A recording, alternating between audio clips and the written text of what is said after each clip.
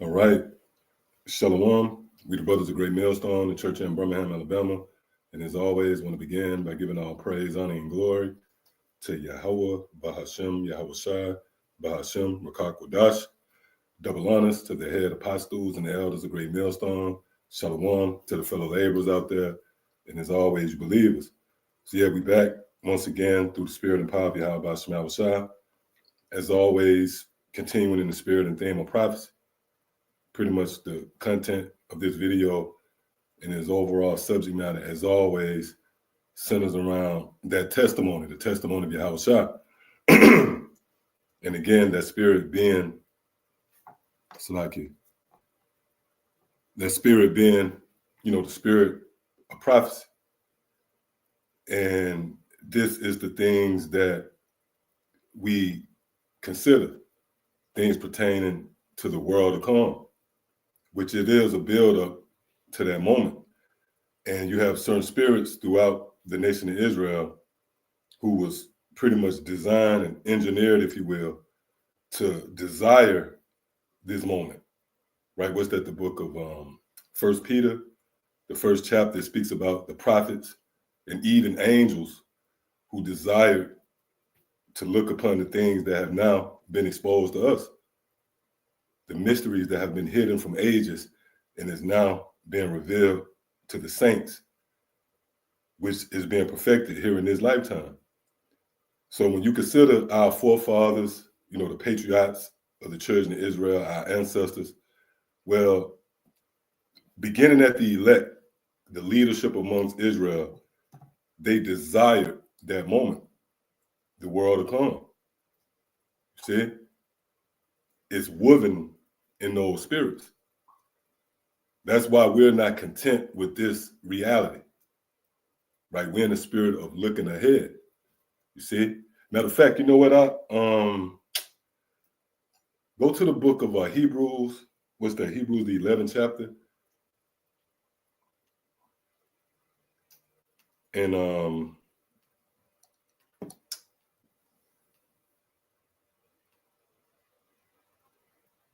start at the 13th verse. Baba Kashah. Come. This is the book of Hebrews, chapter 11 and verse 13. These all died in faith, not having received the promises, but having seen them afar off, and were persuaded of them. Right. So when you read this precept right here, when you jump up a couple of verses, it outlines various examples of our forefathers, whether it was Abraham, Sarah, and our forefathers who died in their respective lifetime, but they hadn't yet received the promises. But they seen them afar off.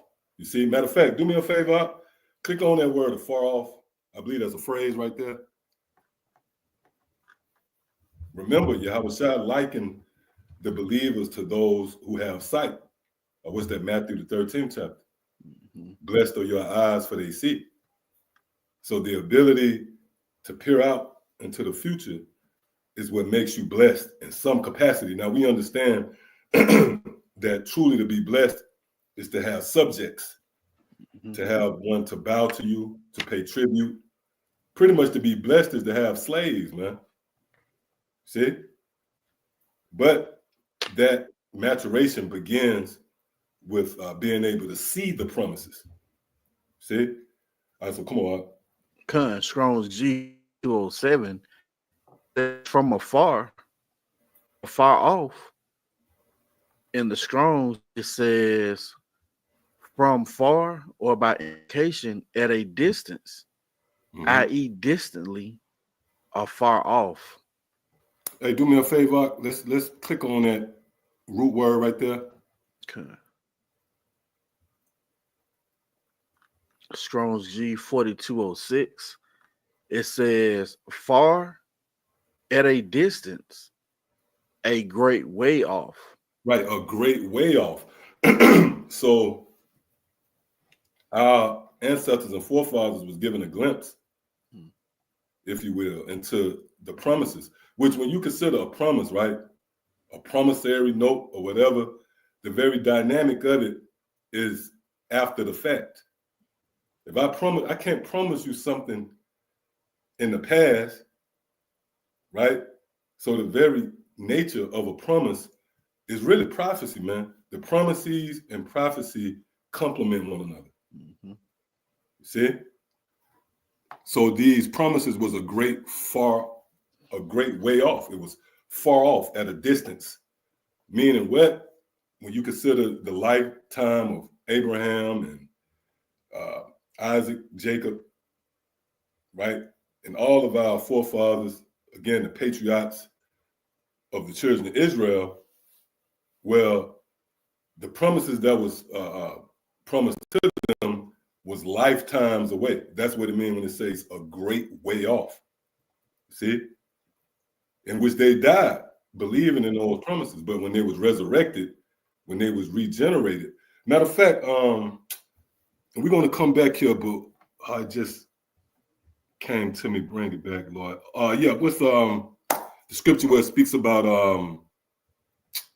when I sleep, it shall keep thee. keep Oh thee. man, I want to say Proverbs. Let me see.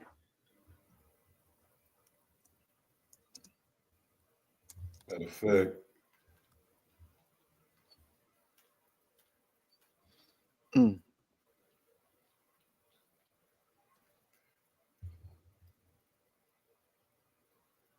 I probably ain't got it. is it 6? Proverbs 6? Let's see. Yep, Proverbs 6 and 22. Come, the water. This is the book of Proverbs, chapter 6, and verse 22. Mm-hmm. When thou goest, it shall lead thee. Yep, and that's talking about this wisdom. Because remember, that's the principal thing, as it is written in the book of Proverbs, the 4th chapter, I want to say, Proverbs 4 and 7. And this is why Solomon, who was considered the beloved, the only begotten and beloved of the Most High, the highest, right? His favor was pretty much cemented through his desire for wisdom. It tells you that in 1 Kings, the 3rd chapter. So what we're reading about here is wisdom, which makes you friends unto the Most High. And that's pursuant to the book of Wisdom of Solomon, the 7th chapter. See, this forges an alliance with the Most High. Read that again. When thou goest, it shall lead thee. Mm-hmm. When thou sleepest, it shall keep thee. Meaning what? When you die, man. See? It's gonna keep you. Because wisdom is a preserver. That's why the scripture speaks about the Lord upholding us from the womb. Because when you first touch down here in this present life, this lifetime, you was given to the wolves. Remember, you came into the valley of the shadow of death, man. You came into a realm of reality where the sword, Esau, was governed over it. So that means that every turn, it was danger. You see? Death lurked. But as it were, the Most High kept us. He preserved us from the womb. We set off on our mission, and he guided us right to this truth, man. You see? Read that one more time from the top. Come, when thou goest, it shall lead thee. Mm-hmm. When thou sleepest, it shall keep thee. Go ahead. And when thou awakest, it shall talk with thee. See, and when thou awakest, and that's reincarnation, man. When thou awakest, it shall talk with thee. That's why here in this lifetime, when you woke up, you came across this truth, and the truth spoke to you. Wisdom spoke with you. The ministry was laid out. The very setting was that between teacher and student, where the Most High spoke to you. And that complements Isaiah the 40th chapter. Speak ye comfortably to Jerusalem, and tell her warfare is accomplished. You see? So this also applies to our forefathers. Let's go back to that in Hebrews. Come. This is the book of Hebrews, chapter 11. and verse 13. Mm-hmm. These all died in faith, not having received the promises. Right. They slept, as we just read in Proverbs, the 6th chapter. And when they died, they hadn't yet received the promises. See? Go ahead. But having seen them afar off. Right. And we just looked up that phrase, afar off, which pretty much translates to a great way off, meaning here in this lifetime, you had the ancient prophets who would be raised up. They will awake from their sleep and they will be led right back into the promises. Come on. And were persuaded of them and embraced them and confessed that they were strangers and pilgrims on the earth. Right. And that applies to us, man. When we heard the report, we was persuaded that it was the truth. It was sanctioned by a higher power and the ordinance of Yahweh Shema Shai. We embraced it, as the scripture said, and we confessed, man. You see? The fact that we are strangers and pilgrims on the earth. By acknowledging that, then by default, we saying what? There's a world to come laid up for us, man. And you don't get that from these different groups. They push this world-friendly approach. Mm-hmm. The lines is distorted. And we're going to get into that in this lesson tonight, man. Because pretty much the Lord raised up these false prophets as detour signs. Because you got to remember, the Most High is a great king. And he don't compromise, man. He don't settle. Contrary to popular belief, those who mishandled these writings, the book, the Bible, they had you believe that the Most High was waiting on you, man. You remember the old saying back in church, today I'm giving my life over to the Most High. You see how asinine, you realize how crazy of a statement that is once the Lord wake you up, man. Because the Lord don't need any of us. See? Right? Scripture said a man can receive nothing except it was given him of the Most High. So the Lord is the provider. He don't need us. See? So seeing that the Lord is a great power, he's only looking for the cream of the crop, if you will. When you go into the science behind the ancient kings, they basically received tribute, and they received the best of your crops, of your cattle, your livestock. You see? So that's the same with the Most High. The Lord said he wants the one that break the womb, the firstborn, the first fruits. You see? And that's the elect. Come on. Come. It says, for they that such things declare plainly that they seek a country. Right. They seek a country, man. That country represents the kingdom of heaven. Go ahead. And truly, if they had been mindful of that country from whence they came out, they might have had opportunity to have returned. Go ahead. But now they desire a better country. Right. But now they desire a better country, man. So you got certain spirits, ancient spirits amongst the nation of Israel, Yasha Allah, who desire the promises. There's nothing you could do about it. It's in your DNA. So when you came here in this lifetime and you heard the rallying cry of the kingdom of heaven, it sparked some within you. You see, because as we reading right here, this links you to those who desire these things. Come on. Come. It says, but now they desire a better country that is a heavenly. Wherefore the Most High is not ashamed to be called their power. For he hath prepared for them a city. See, so the Most High, look, the Most High said he's not ashamed to be called our power, man. See, because he have prepared a city for us. Oh, what's that? Luke, the 12th chapter? it's the Father's good pleasure to give unto you the kingdom of heaven, man. Which the kingdom of heaven will be a manifestation of the thoughts of the Most High as it relates to where he feel a kingdom should be, how he feel a kingdom should be ran and governed. See? Else it wouldn't stand. The Most High would overthrow the kingdom, man. But as it were, it would be firmly established and will be a perpetual state. Why? Because this is to the Most High's liking. So it's going to please the Most High for us to take the nations in subjection.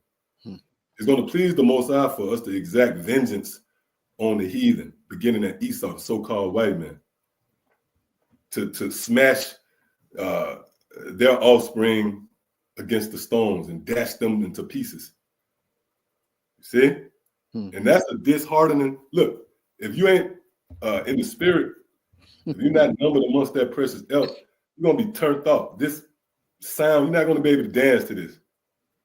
See?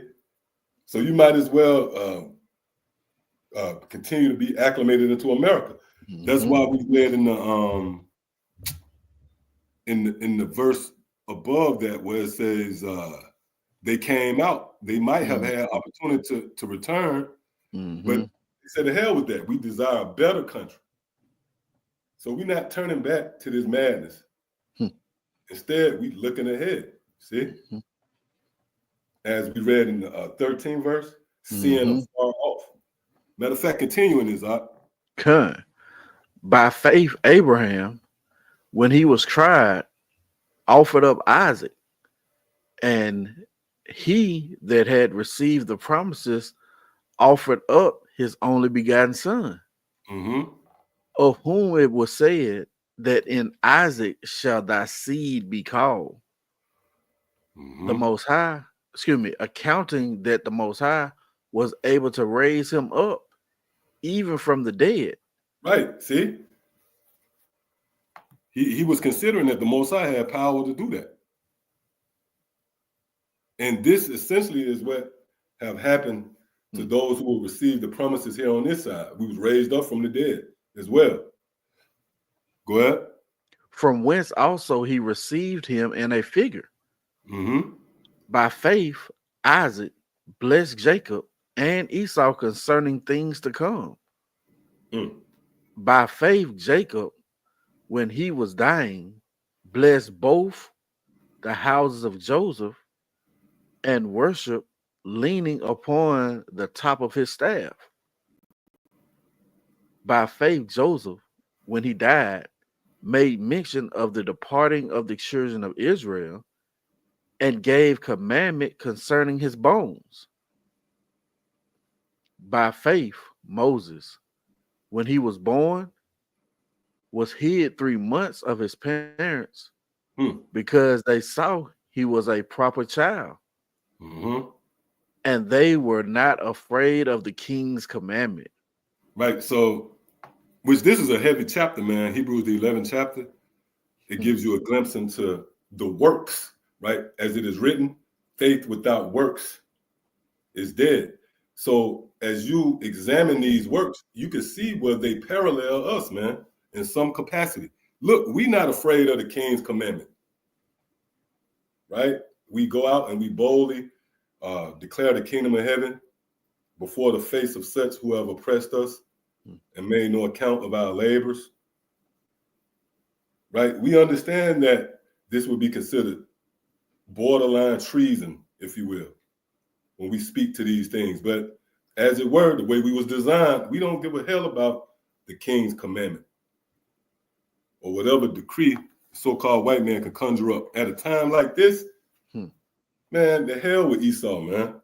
Or what's that, the book of, is that, I believe it's 2 Kings, the 6th chapter, where Elisha and his understudy, they was encamped about by the Assyrians. And the angel pretty much uncovered, he peeled back the veil of their eyes, and they saw all the chariots, right? All those friends in high places, if you will. You see? And Elisha made the statement to his understudy, look, there'll be more with us than with them. See? So we understand that concept as well, and this develops a certain mindset. We're not afraid of the king's commandment. Go ahead. By faith, Moses, when he was come to years, Mm-hmm. refused to be called the son of Pharaoh's daughter. Right, and you can apply that to us as well. When we came to years, because when you come to your years, that means you come to your senses. So just as Moses, when he came to years, he refused to be called the son of Pharaoh's daughter. Well, we refuse to be called the sons of the virgin daughter of Babylon. See? We no longer stay upon the one who smote us. I was that Isaiah the 30th chapter. But more so lean towards the Holy One of Israel in truth. So we have pretty much shunned the advances of Esau and have conformed, if you will, to Yahushua. Go ahead. Choosing rather to suffer affliction with the people of the Most High. Right, choosing rather to suffer affliction with the people of the Most High. That's the conscious decision that we made, right?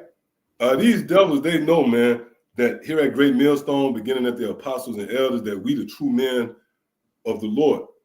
They know that they can't come to us with a bad, and that's in the scriptures. What's that? Wisdom of Solomon, the 5th chapter. Right?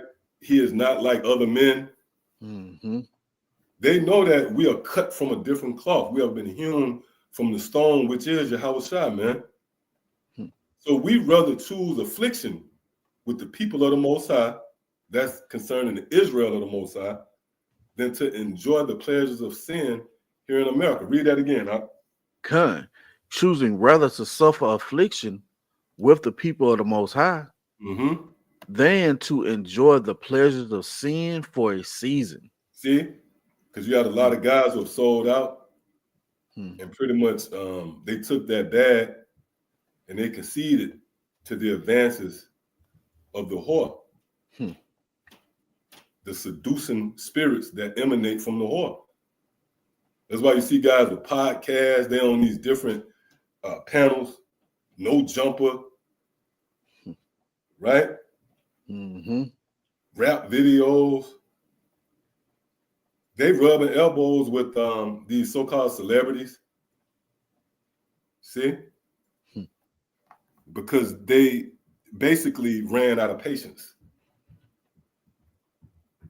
But we see here with Moses, and what served as a feather in his cap, if you will, brownie points with the Most High, is the fact that he chose rather to suffer affliction with the people of the Most High than to enjoy the pleasures of sin for a season. And again, that's a parallel. That's a quality that's associated with the elect.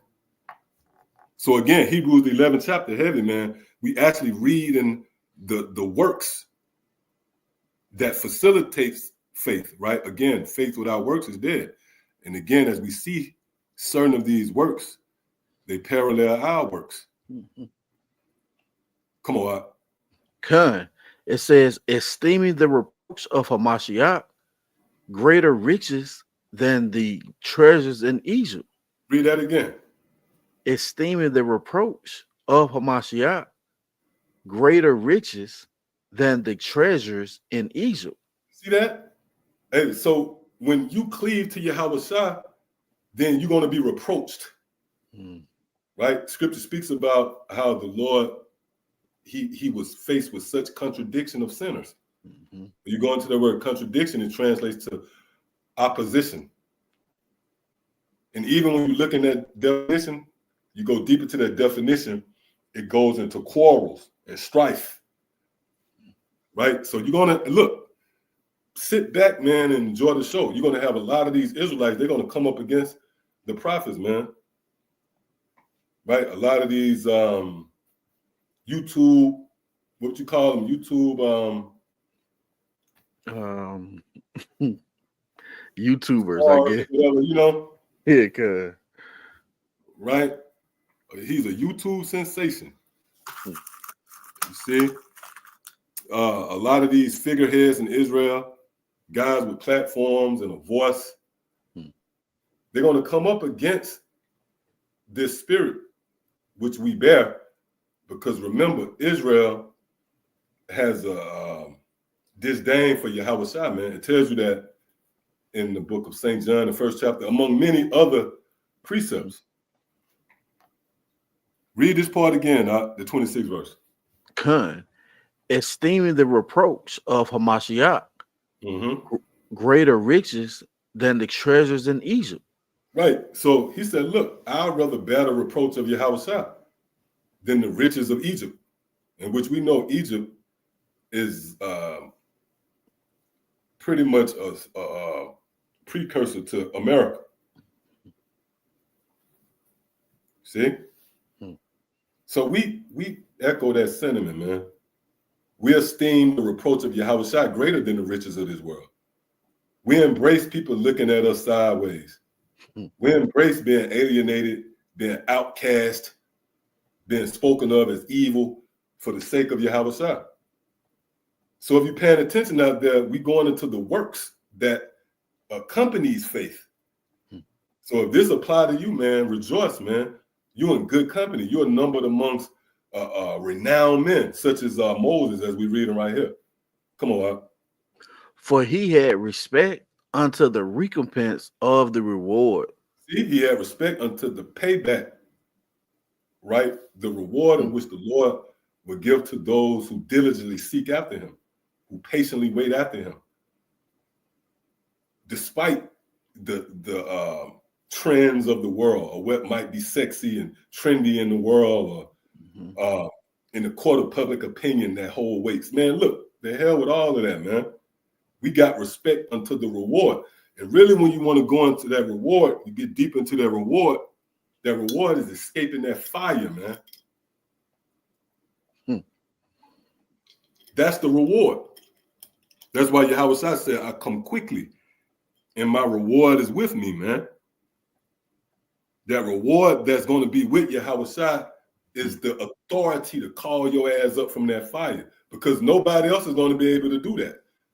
No apparatus, no nothing you can come on with, no apparatus, no vehicle, right? And even if somehow you had an escape route, I believe that Psalms 139, scripture say, whither shall you go? If you try to flee into heaven, the Lord waiting on you right there, man. If you dig into hell, he got a hand that can dig you out. See? So the only one who has the jurisdiction over you being called out of that fire is Yahweh Shai. That's why when you read Revelation 11 chapter, the scripture outline the fact that Yahweh Shai is going to actually speak at his return. He's going to say, look, come hither. See? Because he got power over the winds and storm, right? Is an account in the scriptures where Yahweh Shai cursed, he rebuked the storms. So he got power over fire, man. When the Lord returned, he's going to command the fire not to quench you. Not quench, but send you. Matter of fact, real quick, we're going to come back here. This interesting right here, because I want to build up to a certain point. But go to the book of, I want to say that, is that Isaiah? It could be Isaiah 43. Right? I believe it's Isaiah 43 and 2 or 1. If not, it might be 44. Oh man, something going on with Blue Letter. Hold on. Well, I've been having a bad connection over here, man. Like, man, yeah, he been working overtime because for some reason, the power of the air. Okay. The eagle, you got the power of the air. This technology, man. Damn, this thing it's safe for scrum. Let me see.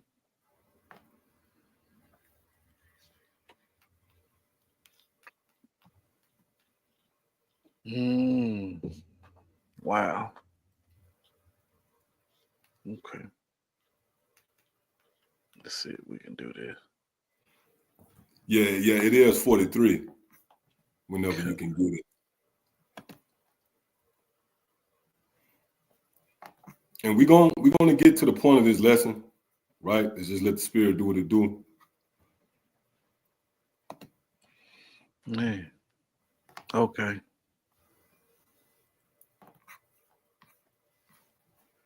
Yeah, it's been real iffy over here, man, with the connection. It's been ascending and descending, right? Yep. So yeah, this is what we want. You know what? Start at the top. Isaiah chapter 43 and verse 1. But now, thus saith the Lord that created thee, O Jacob, and he that formed thee, Right. O Now, Israel.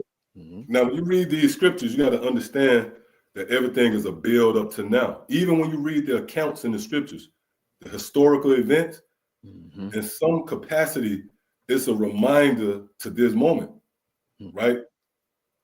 And that's pursuant to the book of Romans, the 15th chapter. The things written aforetime were written for our learning, right? So that we, through comfort and patience of the scriptures, might have hope. So I said that to say this. This Jacob and Israel right here is dealing with the elect as it pertains to now. Matter of fact, let's read this again. But now, thus saith the Lord that created thee, O Jacob, and he that formed thee, O Israel. These are the words that should jump out. Created, formed, right? When you look at the nation of Israel, they fell off. You can read that in the book of what's that? Second Thessalonians speaks about that great falling away, right? But the Lord will ultimately, in the midst of that falling away, rebuild the fallen tabernacles of David. So you'll have certain Israelites who will be considered the congregation of the dead, 2/3, as it were. But then you have the elect who will be raised up. You see, those ruins will be rebuilt as in the days of old. And this is where you get the created in the forming, man. Because again, the Lord created and formed everybody. If you want to just get technical, that's why it's Christian enthusiasts out there now, man. Oh, you got the guys up in Boston. They was on the front lines teaching Yahweh Shai. Now you fast forward to what we're in the month of what's this? March 2025, and niggas rallying around saving white people. See, because the scriptures were set up to snare you, man. So the Lord formed and created everybody, but this is concerning the redeemed, as you see the title, the heading right there. So the only ones who was fashioned and formed and conformed to Yahweh Shai is the elect. See? So now with that understood, let's read it back and this should make more sense. But now thus saith the Lord that created thee, O Jacob, and he that formed thee, O Israel. Fear not, for I have redeemed thee. I have called thee by thy name. Thou art mine. See that? That's the first fruits. See? Go ahead. When thou passest through the waters, I will be with thee. And through the rivers, they shall not overflow thee. Right. So the Lord said, when you pass through the waters, he will be with you, man. Through the rivers, and they will not overflow you. You will not be overwhelmed. Right? Go ahead. When thou walkest through the fire, thou shalt not be burned. See, when thou walkest through the fire, thou shalt not be burned. Go ahead. Neither shall the flame kindle upon thee. Right. So you see here where the two extremes is water and fire. And we understand the flood in which the Lord saved Noah, the eighth person, and his household, right? That's in the book of that's in the book of Hebrews 11 chapter as well. That's the spirit, and we're gonna go back there, right? But also you see, well, the Lord have sworn to keep us even in the midst of the fire, man. So you will not be burned, neither shall the flame kindle upon you. So when Yahweh return, he's going to actually order the fire to not touch you. You're going to actually be in the fire, man. You're going to hear the fire. You're going to hear the roaring. You're going to experience the destruction of America, Babylon the Great. And out of the midst of that fire, the Lord is going to pluck you up and bring you out of the fire, man. Remember the three holy children? They actually walked through the oven, through the furnace.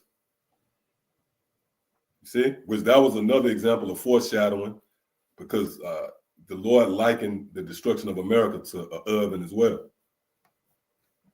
So yeah, that's all we want right there. We can go back unless you got some. Like Hebrews chapter 11 and verse 26. It says, esteeming the reproach of Hamashiach greater riches than the treasures in Egypt. For he had respect unto the recompense of the reward. Go ahead.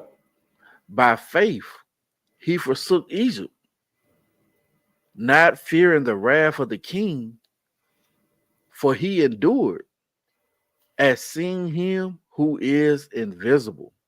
Through faith, he kept the Passover and sprinkling of blood, lest he that destroyed the firstborn should touch them. Right. So through faith, he kept the Passover. And you know, you had them clowns, Hassad and them. Nigga came out and said he can't eat the bitter herbs. Right? Nigga chose rather to eat romaine salad.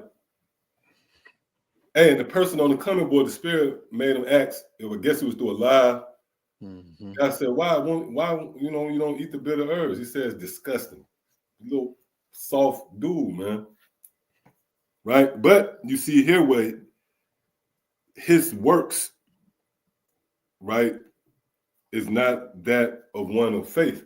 Again, faith without works is dead. So from afar, these guys said that they believe, they take on these lofty titles, right? They claim to be leaders amongst Israel, but they don't line up with the scriptures in relation to those who would be of that number. See? So matter of fact, we could probably end right here, but what I wanted to do, that was the 27th verse you read? 28th. Okay, Khan. Let's read the 27th verse again. Khan. By faith, he forsook Egypt, not fearing the wrath of the king, for he endured as seeing him who is invisible. Right. So Yahweh Shah, the hidden one, have made himself known unto us. What's that? Wisdom of Solomon 1? Right? He revealed himself unto such, right? Yeah. Who distrust not, who do not distrust him. Distrust is the opposite of what? Faith. Right? Go ahead, read the 28th verse again. Through faith, he kept the Passover and the sprinkling of blood, lest he that destroyed the firstborn should touch them. Right. So he kept the Passover. It was in faith, but it was in fear. Right? Because you see, where he kept it, least he that destroyed the firstborn should touch them, man. Right? So it was done out of fear. It was done with reverence. See? Which brings us to, as promised, which I'm pretty sure a lot of y'all have seen this already, but the brother got it queued up. Let's bring it out. Okay. And yeah, we getting on you guys, man. Right? Because first of all, it's our job to cast light. Right? The scriptures say,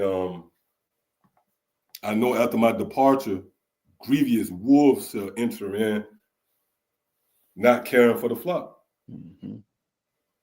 So the whole concept of a shepherd is really to point out the wolves, man. See? Which the only way one can really see it, because we could talk till we blue in the face, But the only way you can see it for yourself is through the attribute, which is discernment. See, as you can see the title of this lesson, the power of discernment. And one of the things that we ought to look for, because remember, as we just read in Hebrews, the 11th chapter, the whole build-up was concerning those who was pilgrims and strangers, those who acknowledged the fact that there was a city prepared in that land where they dwelt, and even to this very day, this is no continuing city for us. Right? We acknowledge the fact that there is a next scene, if you will, the world to come. And in understanding that, by default, you look for the tokens. We see World War III brewing. We see the storms and the wind stirring up. We see the infrastructure being laid and perfected for the instituting and mandating of the Charagma.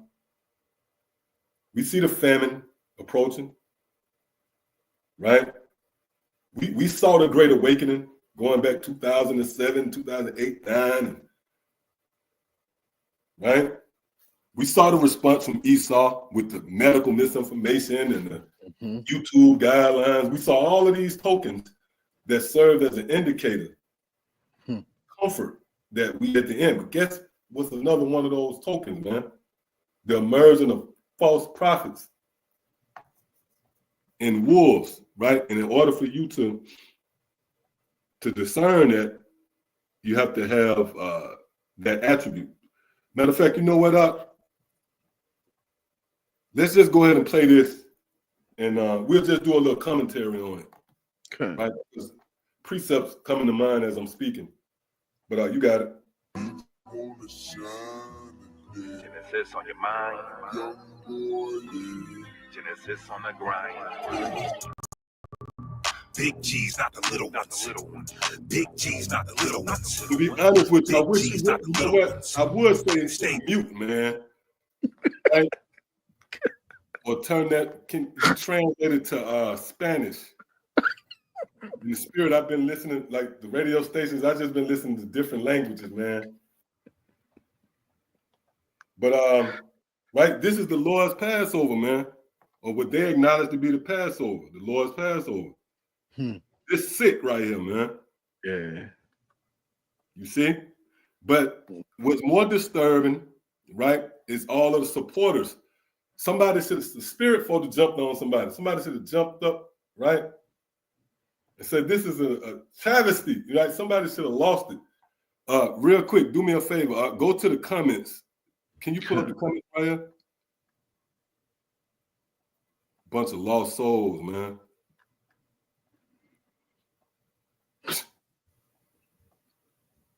Hey, but as we say, you know, these guys been set up as detour signs.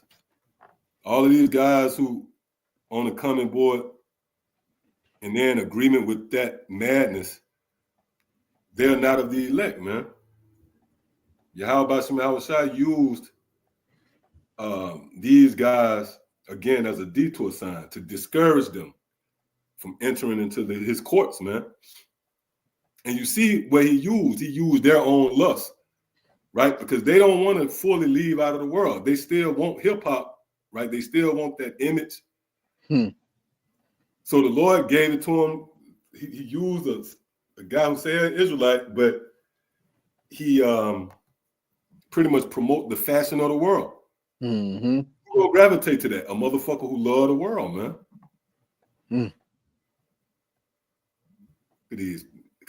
So that's what's up. Midwest G, clearly. Midwest G's. Get the fuck out of there. That has no place, right, in this arena. And remember now, we read Proverbs, the 6th chapter, where it speaks about laying down and sleeping and waking up and the truth speaking to you. Where you're going to have certain spirits that's going to wake up and they're not going to have the ability to discern right from wrong. They're not going to have the wherewithal, the mental capacity to discern the exit out of here versus going down with the ship. Come on, we can go back to the clip. Okay. As much as we can stomach. down to the missiles come. Big G's, not the little ones. Big G's, not the little ones. Big G's, not the little ones. And I heard they want smoke, I'ma sizzle some. Yeah, this ain't a rap, it's a eulogy. Killed every hater that was acting like they cool with me. I ain't never shook and I'm a rider. They say they want beef, then I'm cooking like I'm Kaya. Never been a suitor, I ain't Billy Carson. You just like to show it off. The nigga, what you mean beef, man? Right? Man. Because the Lord said the battle is his. I mean, what are you talking about, dude? But as it were, here in this lifetime, the obstacles, right? The Lord has set up certain pretty much stumbling blocks. Mm-hmm. And the objective is to be able to filter through, to discern. That's powerful, man. I don't even have to hear the doctrine, right? If I was coming in and I'm trying to learn, you know, when I saw this, I said, nah, I'm not boasting in that. That's just, it is what it is. I'm just calling it like it is. Why? Because Yahweh Shai created me, as well as those of you who can see this and see through it with a certain level of discernment, man. Mm-hmm. That's a very heavy attribute. You know what? Go to the book of Matthew. I want to say that's you know what I want, right? Is that Matthew 13? Con. Yep, that's it. And yep, just start wherever. Okay. You know, just try to get all the meat out of there we can, because the elect will have an acquired taste. Mm-hmm. You know, hey, this truth like a high-end restaurant that they don't have to go. They close at a certain time. You know how the guys who got to go above and beyond the call of duty just to get you to shop with them. You know, you have all the gimmicks. Mm-hmm. You don't see no commercial, 5-star, right, restaurant nestled up in Mount Brook. You don't see that commercial, man. Mm-hmm. Because why? It's going to draw in a certain crowd, and that crowd going to have an acquired taste. And a nigga wouldn't want that. Mm-hmm. Niggas say, man, put some hot sauce. No hot sauce, you know? Or like the movie, shit funny, man. It's a movie, old movie with the nigga Eddie Griffin, and the guy think it was double take. Okay. But the nigga say, ain't no sloss malt liquor in here, man. Yeah. What is slit malt liquor, you know? Okay. That's what a nigga do, right? Riches is not commonly for a nigger. Lord we'll get that as well. Mm-hmm. You see something as precious as Yahweh Shai's blood, because that's pretty much the focus when you go into these Passovers. Mm-hmm. That's the blood of Yahweh Shai being considered, man. And that's precious, right? Because the Lord said, look, ain't no other blood can get y'all out of this, man. So that was precious blood. But you have a nigga to take that moment and incorporate one of the many blots and stains that have plagued our people, hip hop, in the black culture. You figured out a way to bring that into the Lord's Passover. Come on out. This is St. Matthew chapter 13, verse 44. Again, the kingdom of heaven is like unto treasure hid in a field, which when a man have found, he hideth, and for joy goeth and selleth all that he have, and buyeth that field. Right. So you have a man to sell everything that he have and buy that field. That means he buy into the kingdom of heaven. And he sold everything else, whether he was into Islam, Christianity in the modern sense of the word. Maybe he was a guy chasing his career. Mm-hmm. Maybe he had aspirations to be the next big entertainer or athlete. He had goals to be an actor, a politician, whatever. He sold all that and he bought that field, meaning he bought into the kingdom, man. Mhm. And why did he come to that conclusion? He was accompanied with wisdom, and that is what cemented that discernment. See? You know what? Real quick, and we're going to come back here. I want to say that's Proverbs. Is that Proverbs 31? Speaks about wisdom. If you can get that Proverbs 31, and it might be around the let's scroll down. It's on down, maybe around the description of a worthy woman. Right? That's dealing with wisdom.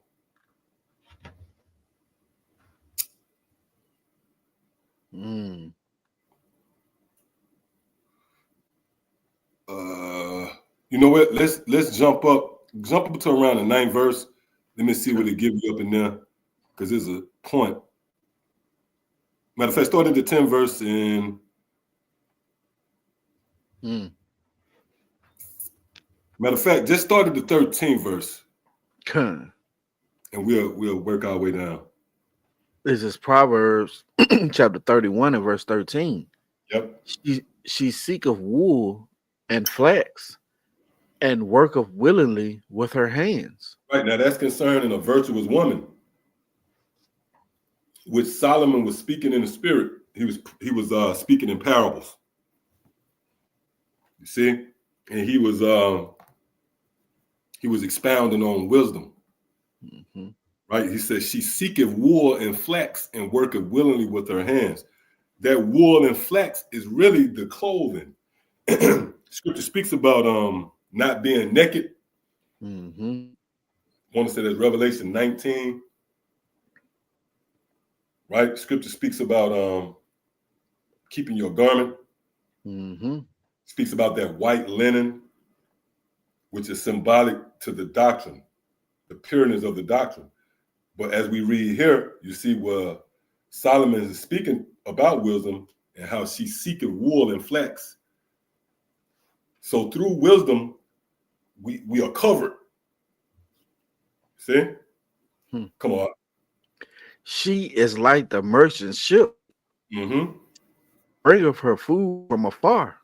Right. She is like the merchant ships. She bringeth her food from afar. And again, this is Solomon giving you a glimpse into wisdom and how she makes her presence felt. So one of the ways wisdom is on display is she comes from afar. Case in point, somebody on the coming board probably out on the West Coast. Somebody listening, tuning in, maybe up top, maybe in Germany or anywhere around the world. But you didn't have to come to us physically, right? This food came from afar. And you can read these scriptures, right? You can think it's a game because you can file it off. The flesh will make you file it off as being ancient. This is modern, man, because right now, right, at the height of Esau's kingdom, before it go down, you can order food. You got all these different sites, DoorDash, Grubhub, Instacart. That's an example of your food coming from afar. So the Most High businessman, right? So it was a point where you had to physically go to one of these major cities and run across the Israelites. You had to physically go, just like it was the time you had to physically go pick up your pizza. Now we're in a time where you can get it delivered from afar, where it's no different with this word. So now you see where the internet come into play. Come on. I got something real quick to bag you up. Sirach chapter 11 and verse 15.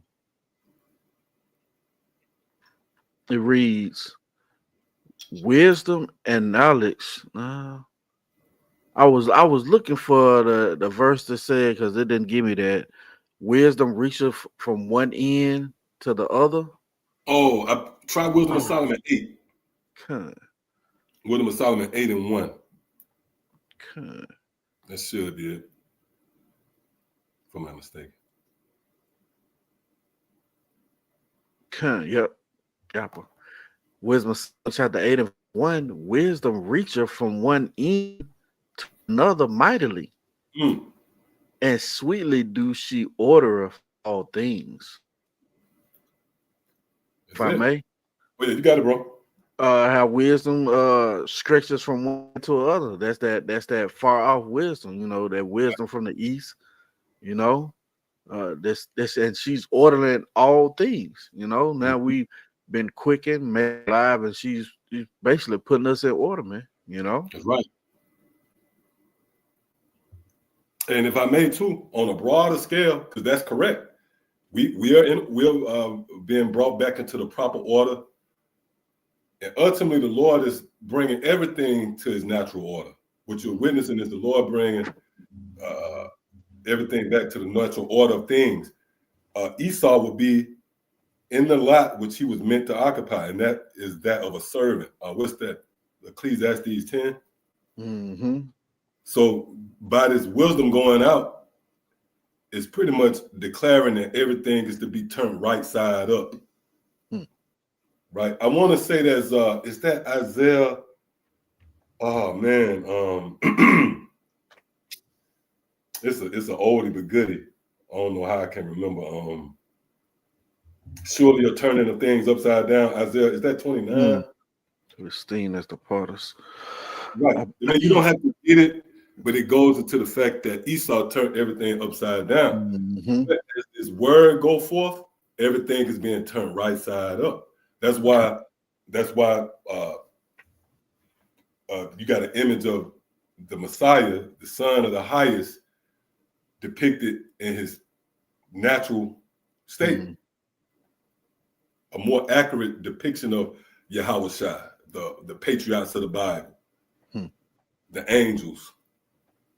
See? So that wisdom going forth is ordering everything aright. Everything is being turned right side up. See? Mm-hmm. Hey, the very essence of a justice scale. You have the burden of weight on one side, causing it to descend. But once the burden of that weight is lifted, it begins to raise up, causing the other side to descend. When the transition, Esau is falling, man. He's being burdened, right? He got a lot of questions to answer. He got a lot of he got a lot of making up to do. He got to pretty much answer and be held accountable for all of his ill dealings, crimes against humanity, against the creations. That's a burden on him. So he's descending as the Lord is lifting up the curses, right? And that seesaw effect.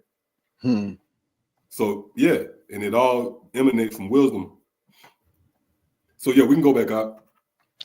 Proverbs chapter 31 and verse 14. She is like the merchant ships. She bringeth her food from afar. She riseth also while it is yet night. See, she riseth also while it is yet night. This is the night, man. And for obvious reasons, in the night, danger lurks. You can't see, there's no clarity. Everything is distorted. You can't make out who's who. See? So this is the time of misinformation, disinformation. But at this time, wisdom will rise up. Read that again. She riseth also while it is yet night, and giveth meat to her household, and a portion to her maidens. Right, so she give a meat to her household. That's this gathering. And a portion to her maidens. The maidens is the prophets, because each prophet have a portion. You see? Go ahead. Now, this is the point right here. She considereth a field and buyeth it. She considereth a field and buy it. And we just read that in the parable. We had a certain merchant who bought a field and he sold everything else.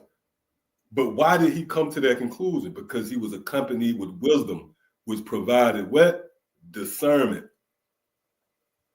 You see? So when you came into this arena and you was presented and confronted with different forms of doctrine, and you settled on great millstone, you came to the conclusion that, look, beginning with the apostles and elders, the elder bishops, the true prophets, and even men who might not come under the banner of great millstone,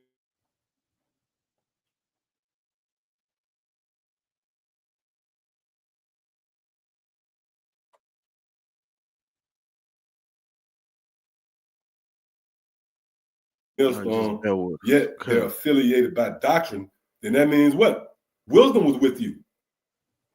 Yeah, and that provided that level of discernment that was needed. See, and that's what we read here. Read that again, huh? She considereth a field and buyeth it. Mm-hmm. With the fruit of her hands, she planteth a vineyard. Go ahead. She girdeth her loins with strength and strengthened her arms. Yep, continue. She perceiveth that her merchandise is good. Read that again. She perceiveth that her merchandise is good. Right, that's discernment. Because when you go in to buy some, you got to have an acquired taste. Got to say, you know what, this good. Right, this pure. I'm willing to invest in this. I'm willing to buy into this. Mm-hmm. See? Well, her candle goeth not out by night. That's it. All right, so now let's go back.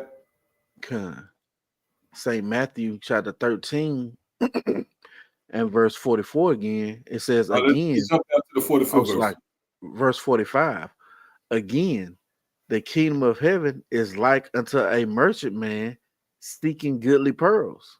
Well, who, when he had found one pearl of great price. When he found, how do you find something? You know, out of a collection or out of a group. You have to have discernment. You have to be able to decipher. You have to have the element to distinguish between what's right or what's wrong, man. What's solid or what's flimsy, what's iffy or what's sure. See? Go ahead. Read that again. Who, when he had found one pearl of great price, went and sold all that he had and bought it. So what's the moral of the story? The Most High set up a lot of stumbling blocks. He set up a lot of items, merchandise, if you will.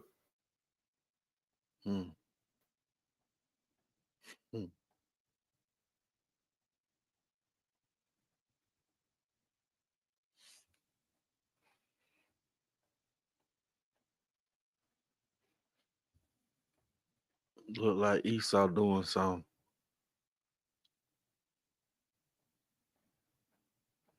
Yeah, bear with us. In order for you to pretty much navigate through all those things and pick the, can you hear me out? Yeah, they had you froze a couple of seconds there. Okay, so it was my end.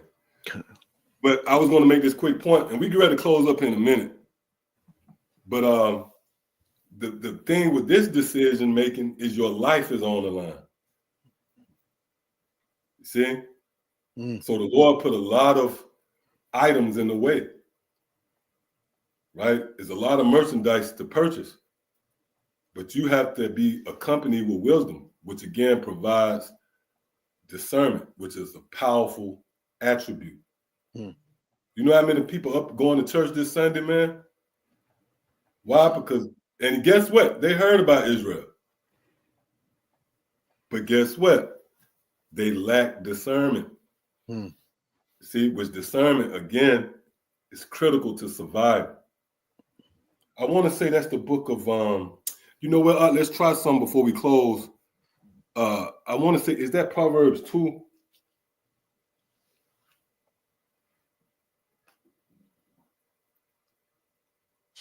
Let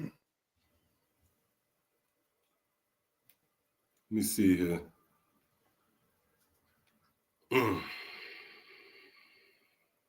Yep, Proverbs 2 and 11. Proverbs chapter 2 and verse 11. Discretion shall preserve thee. See, discretion shall preserve thee, right? Discretion is discernment, which that certain merchant that Yahweh Shah spoke of in the parable in Matthew the 13th chapter, that's what he possessed, man. Hmm. He possessed discretion. He had the ability to discern, you see, to distinguish what pearl was of great value versus whatever merchandise that was being thrown at him, which was BS, man. Come on. Discretion shall preserve thee. Understanding shall keep thee. Understanding shall keep thee. So preserving and keeping you is pretty much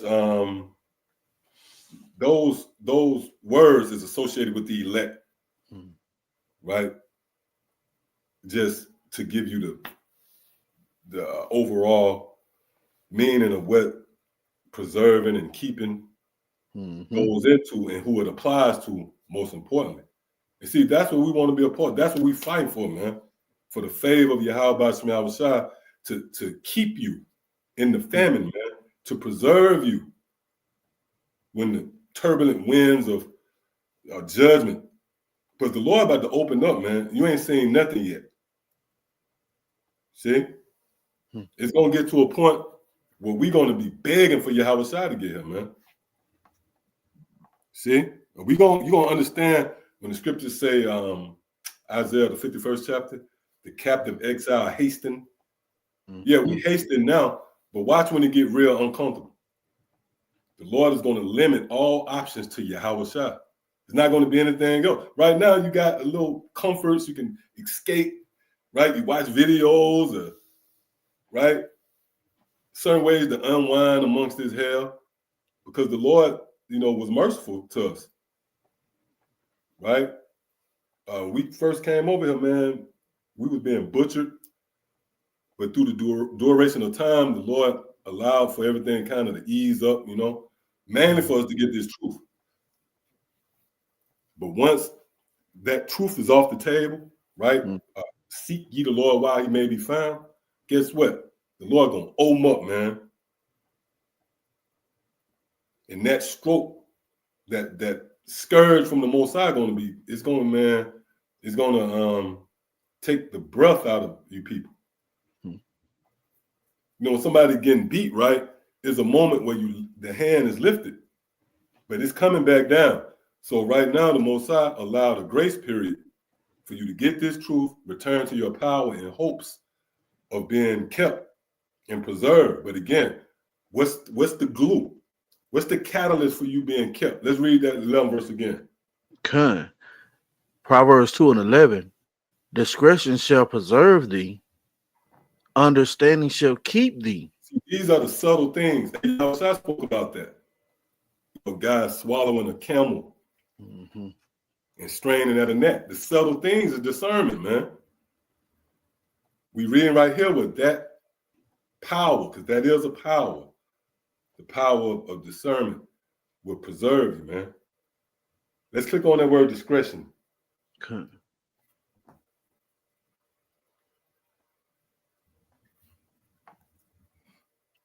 Discretion, Strong's H 4209.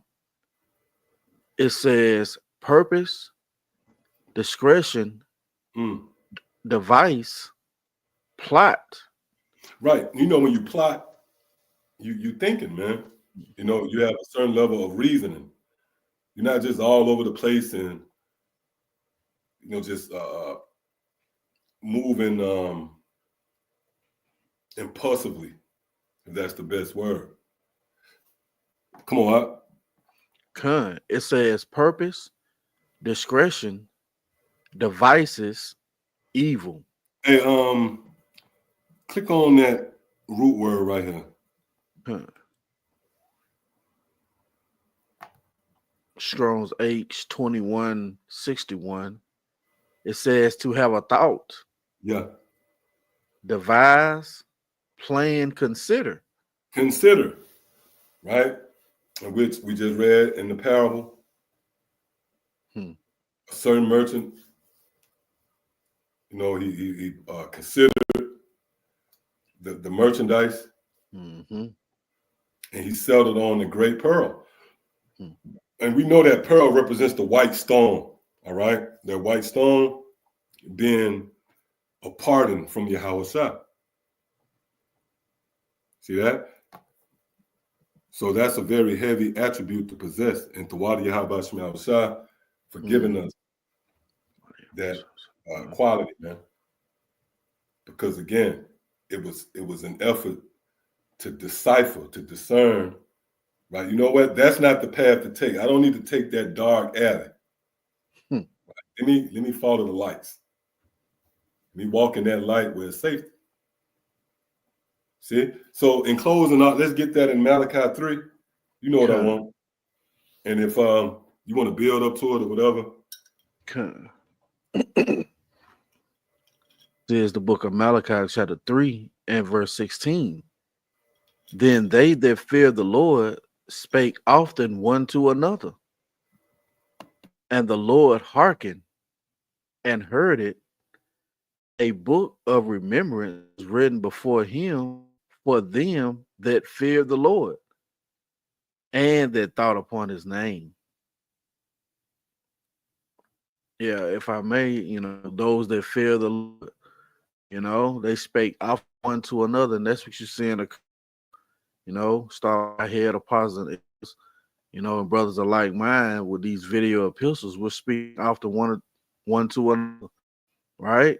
And it says, in a book of remembrance was written before him for them that feared the Lord, which is what the scripture, and it also said, thought upon my name. So it's spirits that's falling in line with what the scriptures say. It says, and they shall be mine. Salakia, do me a favor. Let's click on that word name. Because that's heavy. Even the idea of thinking, right? Thought upon his name. That goes back to discernment, man. Right? Which we looked up that word. It goes into think, consider, conspire, plot, so on and so forth. Pretty much to exercise reasoning. You see? Come on. Strong's H8034, Shem, it says name, reputation, fame, glory. Right. So we see where it's beyond just uttering the names. Yahweh Shah spoke about that. To think upon the name of the Lord is to consider his reputation, which includes what? Bringing judgment. The Lord is known by the judgment which he executed, man. Psalms, the 9th chapter, in the 16th verse. A part of that reputation is being a power unto Israel. That got lost in the shuffle somewhere down the line under Esau. And this man distorting information, right? Yeah, you think that the Most High loved everybody. That's not the reputation of Yahweh Shah. What happened to the ancient Egyptians? He killed off their firstborn, man. And he made a distinction between Israel and Egypt. That's the reputation of the Lord. See? The Lord created everything, and everything is at his disposal. Oh, what's another concept that have been mishandled? Satan, right? The spiritual being Satan, man. Spiritual being Satan is a trusted. He's a loyal. He's loyal to the Most High, man. Okay. You do the bidding of the Most High. Right? That's understanding and thinking upon the reputation of Yahweh Shah. We know that the Lord sends adversity to you. The Lord try you. The Lord tests you, man. The Lord tests his product. He try you to see if you down. Come on. It says the name as designation of the Most High, memorial, monument. Yeah, let's read into some of these Strongs. It says through the idea of definite and conspicuous position. Yeah, that's like a lot. Your position, right? We know the position of the Most High. There's no beginning or ending to his days. Mm-hmm. Come on. It says an appellation as a mark or memorial of individuality. It says by implication, honor, authority, character. Right. Yeah. You know a character by its characteristics. Mm-hmm. See, we attribute everything to the Most High, man. Mm. If we hear the story of a little baby got put to death, we know, you know what? That was Yahweh by Shema Shai. Go ahead. It says base, Mm-hmm. infamous, famous, named, renowned, report. Report. So the name of the Lord is attached to a report too, man. Mm-hmm. You see? So when the scriptures say those who thought upon his name, that's beyond just uttering the names. You have to basically believe on the report. You have to ponder and think upon and reverence the report, man.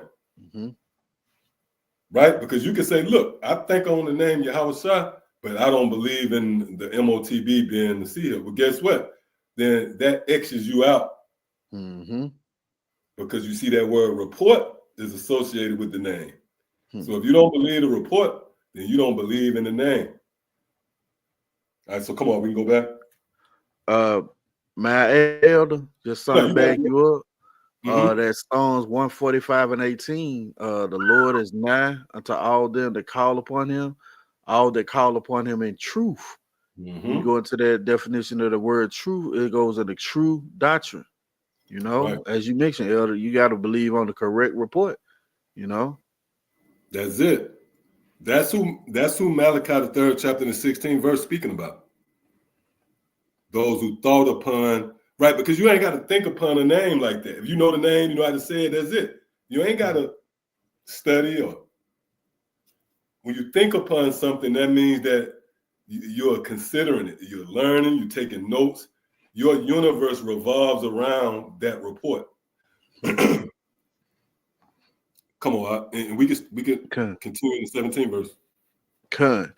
And they shall be mine, saith the Lord of hosts. Right, and we just read that, right? Oh man, what was that? Oh, Isaiah 43, right? Mm-hmm. When you pass through the fire, Okay. right? He said, "They shall be mine," and that goes back to the original point through the spirit I made. When you consider a great king, which the Most High is a great king, right? He said, "Look, I desire the first to break the womb. That's mine, right? The first of your crops, Mm-hmm. the first of your the beast." I forget exactly where that at, but the scripture said the Lord said what? He requires that which is first of man and beast. So that applies to the elect overall, being the first fruits. Mm-hmm. Now, when you consider the first fruits, it's not they're not the only ones that's going to be delivered. What I mean is, the forefathers, right? The elect men, the prophets. Remember, it's going to be women and children as well. So they're going to benefit from believing on the report that was given to the prophets. What's that? Is that First Timothy? I believe it's second. Right? Is that Second Timothy? Believe on them that oh, Slakia, you got it. Oh, so like I was just trying to quote it. The say those that hear thee. Yep, that's it. You shall save thyself and those who hear thee. Come on. It says, And they shall be mine, saith the Lord of hosts, that day when I make up my Jews, Mm-hmm. and I will spare them. Oh, remember we read also, I believe that was Isaiah 43 as well, where the Most High made the statement, fear not, O Jacob, who I have created and who I have formed. Mm-hmm. That's the house of David. That's the rebuilding of the fallen ruins. That's what the Lord is saying right here when he said, when I make up my jewels. It's the same thing. It's the idea of refurbishing, restoring, building up that which was once broken down. Let's read that again from the top. They shall be mine, saith the Lord of hosts, Mm-hmm. and when I make Jews. See, the day when I make up my jewels. Go ahead. And spare them, and spare his own son that serveth him. See? So that's a distinction right there. The Lord said he would spare them as he spared his own son that serveth him. That begins with the prophets, man. Right? So you see the men out there laboring and toiling, doing the work, right? Just as Noah, Genesis, the 5th chapter, I want to say, consider Noah through the toil of his hands, right? So those who serve the Most High, the reward is going to be deliverance, as well as those who believe on their report. Come on, up. Then shall ye return and discern. Read that again. Then shall ye return and discern. That's reincarnation, man. So ultimately, what's going to happen? You're going to return on the earth, but once you return, you're going to be equipped with a certain attribute, and that's discernment. You're going to return and discern. And what you're going to discern? Let's read on. Between the righteous and the wicked. Go ahead. Between him that serveth the Most High and him that serveth him not. So you're going to return, and you're going to be given the ability to discern between him who serve the Most High and him who don't serve the Most High, man. And this is the perfect setting right here in this lifetime, where everybody got a goddamn YouTube channel. See? That's a whole lot of product. You got to have the ability to discern at that point. If it was just a great millstone out here, everybody will get right at some point, or they'll concede in some capacity. They'll have a certain sympathy for us.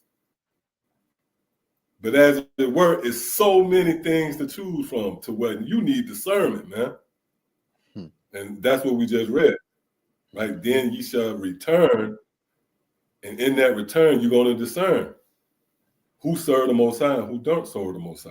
And that's a very critical component that's vital to your survival. See? So, yeah, we ran a little long, but hey, how about some outside, right? Yes. Hey, so with that, we want to give all praise, honor, and glory to Yahweh, Bahashem, Yahushua, Bahashem, Rakak Kodash, double honors to the head apostles and elders of Great Millstone. Shalom to the fellow laborers out there, and as always, you believers. To the next time, shalom. Shalom.